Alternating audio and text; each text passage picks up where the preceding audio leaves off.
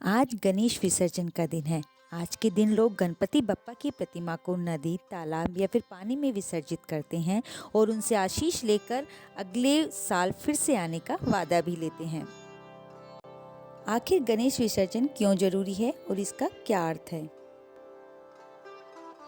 विसर्जन क्या है? विसर्जन शब्द संस्कृत भाषा का शब्द है जिसका अर्थ होता है कि पानी में विलीन होना।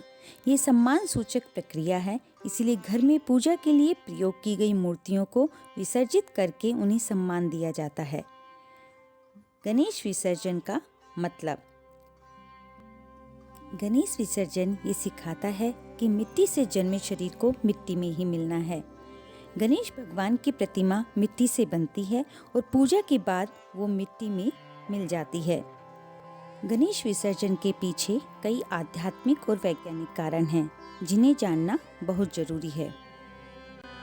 गणेश विसर्जन के वैज्ञानिक कारण। सबसे पहला कि पर्यावरण शुद्ध हो जाता है। गणेश विसर्जन के पीछे वैज्ञानिक कारण पर्यावरण शुद्ध करना है। इस मौसम में नदी, तालाब, पोखरों में जमा हुआ बारिश का पानी गणेश विसर्जन से शुद्ध हो जाता है, जिससे मछली, जोंक जैसे अन्य दूसरे जीव जंतुओं को बारिश के पानी से किसी तरह की परेशानी नहीं होती है। हल्दी पानी को स्वच्छ बनाती है। मिट्टी से बनी गणेश प्रतिमा को चावल व फूलों के रंगों से रंगने के पीछे का कारण यह है कि इससे पानी दूषित नहीं बल्कि साफ हो जाता है। इसके अलावा गणेश विसर्जन के समय पानी में कई सारी वो चीज़ें नदी, तालाबों में प्रवाहित होती हैं जो बारिश के जल को आसानी से स्वच्छ करती हैं। विसर्जन के दौरान गणेश प्रतिमा के साथ हल्दी, कुमकुम काफ़ी मात्रा में पानी में समाहित होती है। हल्दी एक एंटीबायोटिक मानी जाती है। इसके साथ ही दुर्वा, चंदन, धूप, फूल भी पर्यावरण को स्वच्छ बनाते हैं। गणेश विसर्जन के आध्यात्मिक कारण। फर्स्ट, प्रकृति को लौटाना पड़ेगा। गणेश जी को मूर्त रूप में आने के लिए मिट्टी का सहारा लेना पड़ता है। मिट्टी प्रकृति की देन है, लेकिन जब गणेश भगवान पानी में विलीन होते हैं तो मिट्टी फिर प्रकृति में मिल जाती है। मतलब ये कि जो लिया है उसे लौटाना ही पड़ेगा। खाली हाथ आए थे और खाली हाथ ही जाना पड़ेगा।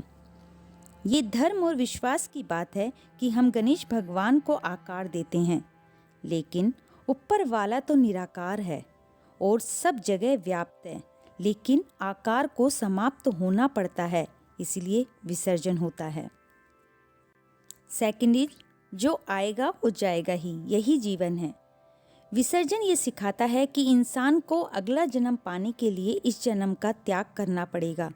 गणेश जी की मूर्ति बनती है, उनकी पूजा होती है, लेकिन फिर उन्हें अगले साल आने के लिए इस साल विसर्जित होना पड़ता है।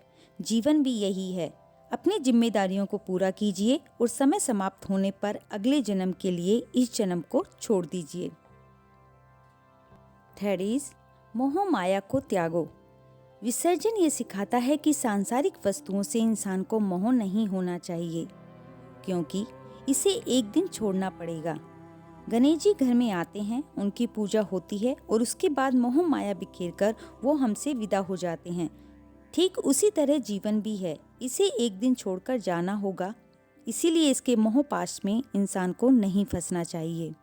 तो इस तरह गणेश चतुर्थी के दौरान पूजा के लिए उपयोग की जाने वाली मूर्ति को एक अस्थायी रूप में देखा जाता है, जो भगवान गणेश के आध्यात्मिक रूप को धारण करता है। एक बार जब पूजा की अवधि समाप्त हो जाती है तो मूर्ति एक जल निकाय में डूब जाती है। Thank you.